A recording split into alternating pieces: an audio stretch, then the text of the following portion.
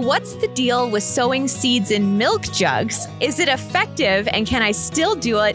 Will it accelerate my seed growth? Do you know what? There's absolutely something about structure and formality and, do you want this deep green with hard textures next to a very smooth flat green? Or oh my gosh, okay, I have this thing that I buy every single week, and maybe it is a spinach container, and maybe that is the... I'm going to tell you something I've seen somebody do, seen, not online.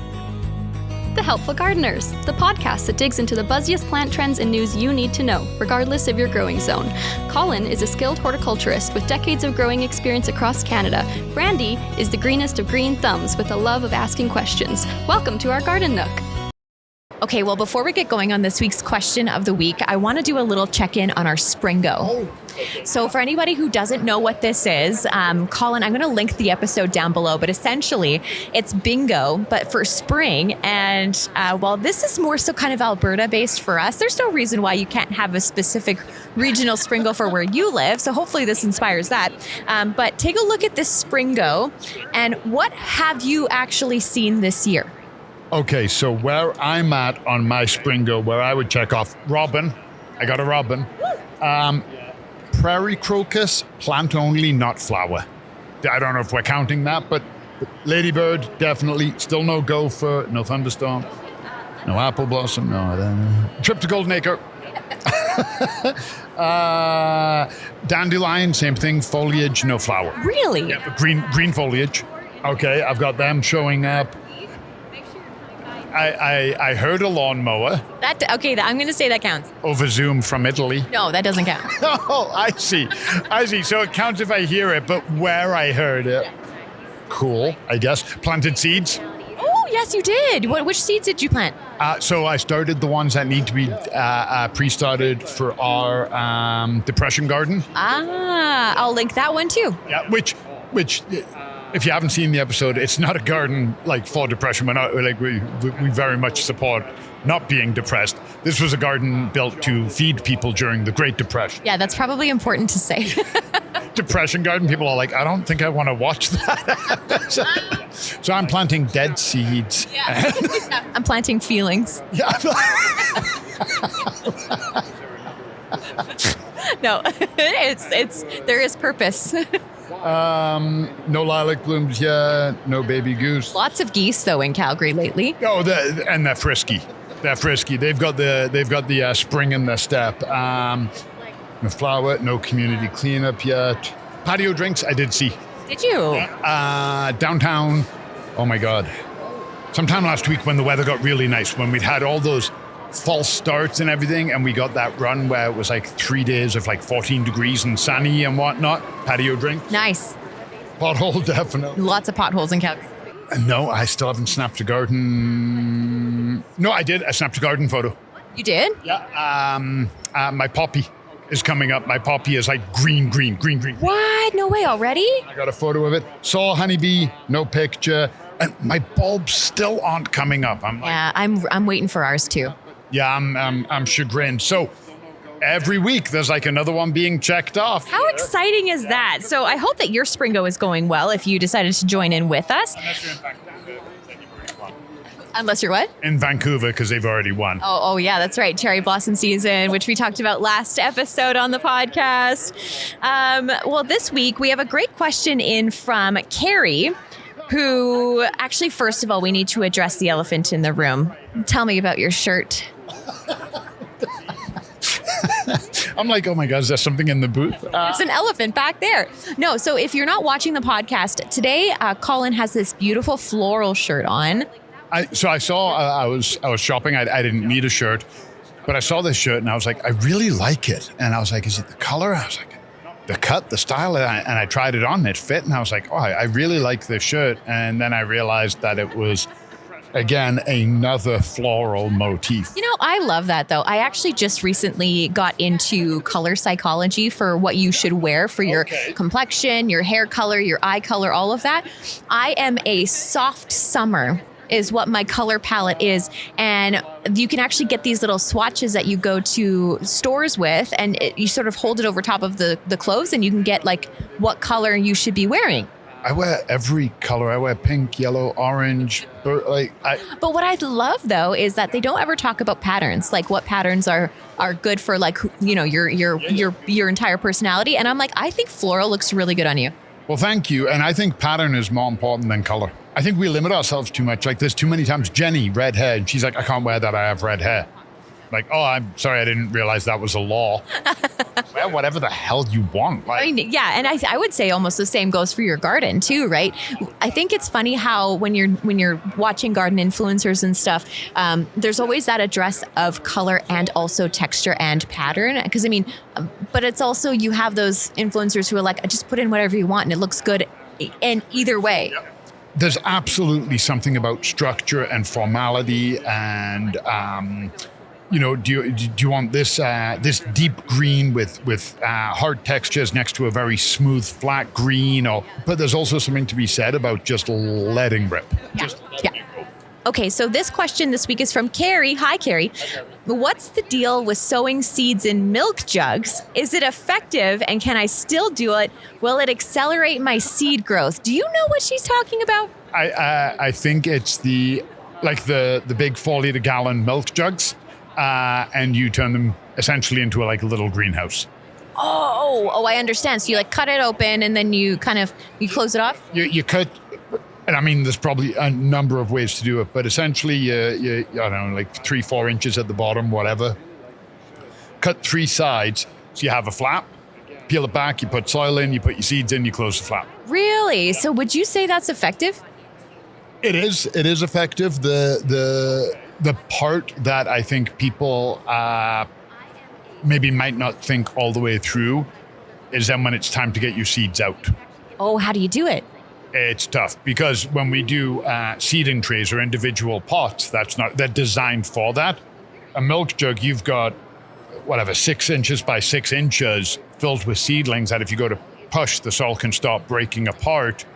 Now, if you want to plant them all in that, that size is perfect and you grew 4 seeds in there, you can cut the milk jug and maybe lift all the soil out if the roots are holding it together enough, but it is absolutely something to be aware of. Okay, and I'm assuming when you do milk jug gardening, you need to make sure it has all of the things that a pot would have, so drainage holes, that kind of thing? Yeah, and make sure it's clean.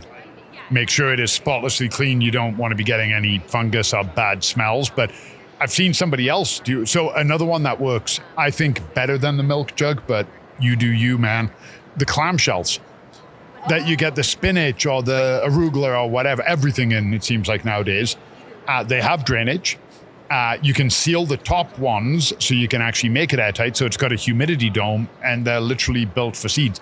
Again, same problem, getting the seeds out at the end. But again, cut it. Be gentle, break them apart. There are ways to do it, but they work better, I think. Oh, really? Okay. So is it too late to start doing this? What are we, in the middle of April? I know you should, most seeds you want to start at the beginning of April, right? Some of them you want to start at the beginning of March. It's never too late.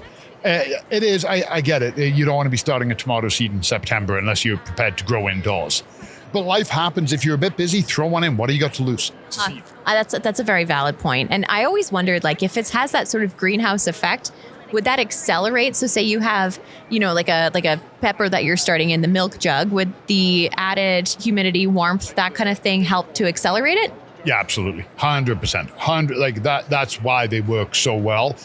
It's essentially, I would still, if I was doing peppers and tomatoes, I would still use the heat mat. I'm going to tell you something I've seen somebody do, seen, not online. Somebody took a 4-liter milk jug and they poked a bunch of holes, I don't know how many, in the lid, and they used it as a watering can. Oh my gosh. Think about how many milk jugs that you have. Now, I understand you might be listening to this episode and being like, you're just throwing money away because you can just bring that back to the bottle depot and just donate it back, right? And then get your money for it. But, you think about, oh my gosh, okay, I have this thing that I buy every single week, and maybe it is a spinach container, and maybe that's the play. Yep. And then you want to reuse that, grow something, and then, can you do the same thing? Can you create a watering can with a spinach clamshell? No, because they're flat and long and big, and they've got holes all over them. Okay, so don't do that. but you can make a milk jug watering can. That's such a great idea. Only thing, if you're planning on doing it, there's one more step where the handle is. So we're talking about, if you're not watching, obviously we're talking about the 1 gallon jug that has the handle on it. If you're on the East Coast, you can't do it with milk bags. Our apologies. I haven't figured that one out yet. Have you ever seen milk in a bag? I have. Once I visited Nova Scotia, and it's like, why is this such a draw for tourism? It's like, it's just milk in a bag. Like, yet people go nuts for it. Well, and you got to have the correct picture, and you got to learn how to cut it correctly. So it doesn't, I got schooled pretty quick in that science when I lived there, but where the handle is, where you would hold it, you want to put a little hole in the handle too, to allow air pressure. Otherwise, when you pour it, glugs and you don't get the correct flow. So a little hole there, and you pour, and you've now got a 4-liter, 1 gallon watering can. You can mix your fertilizers in it, whatever you want. Oh, great point. You just reuse it all season long. That's the milk jug. But is there this has got me thinking, is there anything else that you can use in your home and reuse it in the garden?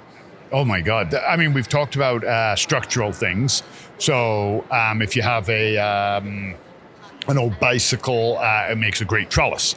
When you order in Chinese food, when you're done, use the chopstick as bamboo sticks for your houseplants. Oh, that's such a great idea.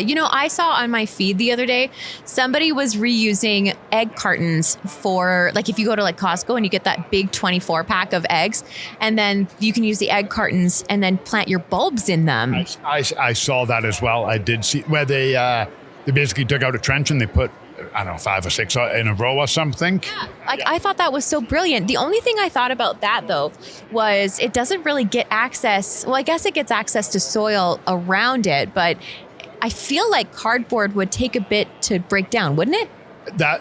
I'm so glad you said that, because that's exactly my thought. Cardboard will break down, and when it gets soggy, I know that roots will go through it. Is it going to hold too much moisture on your bulb? Is it going to cause your bulb to rot? Like, it looks like a great idea. You get spacing, you get easy design. It looks like a total win. I haven't done it. And what I would say, if I was going to do it, if I was like, I'm going to do that this autumn. Okay, this autumn, I'm going to do my tulips, and that's what I'm going to do. What I would do is I would take one of them, even cut a chunk, it doesn't matter, and I would stick it in the garden, put a marker next to it, and then after 2 months, 3 months, dig it up and see how it looks. Well, thanks so much, Carrie, for your question. That was a really great question. I've never even heard of that kind of style before. And it's cool. It's cool, especially on Earth Week, to kind of figure out all of the things that we can reuse in our homes that would normally go into recycling, which is a good, thing in itself. But it's cool when we can reuse them for our gardens. Yeah, I love something getting a second life that it wasn't intended for, because not only are you giving it that second life, but it to me, it also sparks creativity. And I remember one, and this one is from when I was a kid. And I'll leave it here because this is probably my favorite, and it gives you a great excuse to eat tons of awesome food. Make your own seed markers with popsicle sticks. Oh. Wow, that brings me back. Yeah, you remember doing it too, right? There you go. You eat the popsicle, and then you write tomato. But now we're doing all of our own seeds. It's not a classroom. So all I'm going to say is the more seeds you plant, the more varieties and more popsicles you have to eat. Sounds like a win-win. That's all. If this is the sacrifice I have to make for Earth Week, then so be it. This podcast is brought to you by Golden Acre Home and Garden. Find seasonal inspiration for your home and garden in Calgary, Alberta year-round. Visit goldenacre.ca. The comments and opinions expressed by the Helpful Gardeners on this show are our own and do not necessarily reflect the views of Golden Acre Home and Garden. For more information on everything we covered today and to leave us a voice note, visit goldenacre.ca/podcast. The Helpful Gardeners are on Instagram at The Helpful Gardeners Pod. Keep on growing, gardeners!